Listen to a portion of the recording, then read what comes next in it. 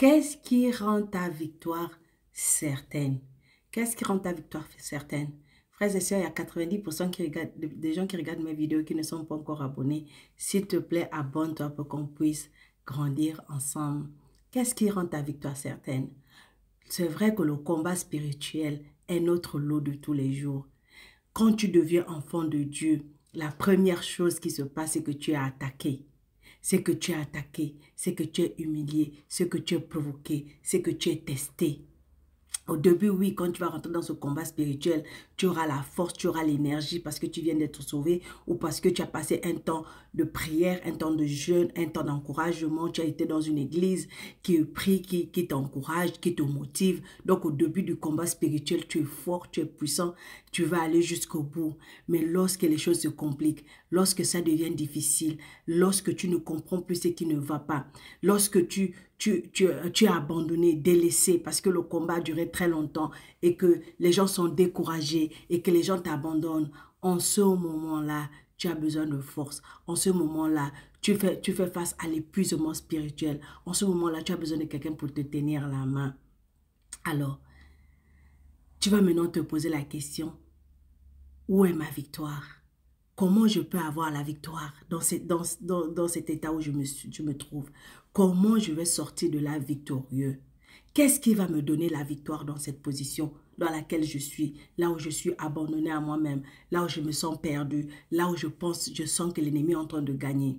Je vais te donner la clé. Romains chapitre 8, verset 37 nous dit, « Mais dans toutes ces choses, nous sommes plus que vainqueurs par celui qui nous a aimés. » Celui qui nous a aimés, c'est qui? C'est Jésus-Christ. Donc, notre victoire se trouve où? D'abord, dans la croix.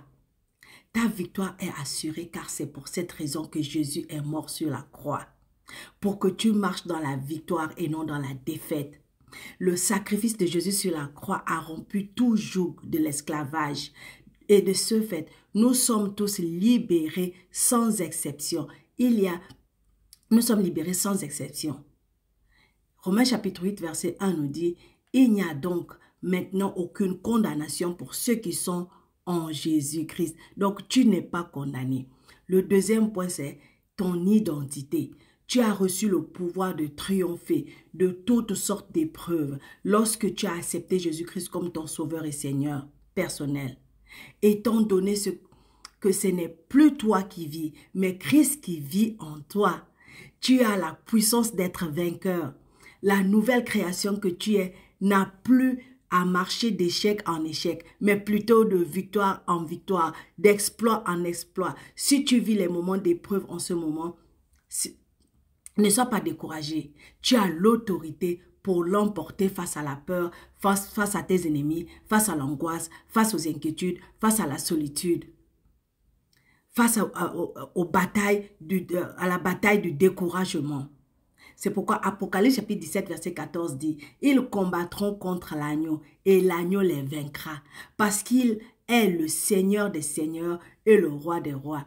Et les appelés, les élus et les fidèles qui sont avec lui les vaincront aussi. » Les vaincront aussi. La troisième chose dont tu as besoin, c'est tu es la lumière. N'oublie pas que tu es la lumière. La parole de Dieu dit que Christ est la lumière du monde. Si tu es en Christ, tu es aussi une lumière. Tu es aussi appelé la lumière des nations. Qu'est-ce que la lumière a à voir avec la victoire? Quand la lumière se met à briller, automatiquement, les ténèbres ont perdu la bataille. Lorsque la lumière envahit un endroit, les ténèbres s'enfuient et se dispersent. C'est pourquoi Jacques chapitre 1, verset 17 dit, « Toute grâce excellente et tout don parfait descend d'en haut du Père des Lumières, chez lequel il n'y a ni changement, ni ombre de variation. » Donc, arrête de t'inquiéter, arrête de douter. Avant, tu avais peur parce que tu ne savais pas. Maintenant, tu sais. Pour conclure, je vais te dire que 1 Corinthiens chapitre 15, verset 57 te dit, « Mais grâce soit rendue à Dieu qui nous donne la victoire par notre Seigneur Jésus-Christ. » Tu as la victoire. Ne sois pas là comme quelqu'un qui a tout perdu. Ne sois pas là comme un feignant. Ne sois pas là comme un peureux. Tu as la victoire, tu as la puissance. Lève-toi et brille de tout feu. Brille comme la lumière que tu es pour que le monde voit ta lumière. Et surtout, n'abandonne jamais et abonne-toi.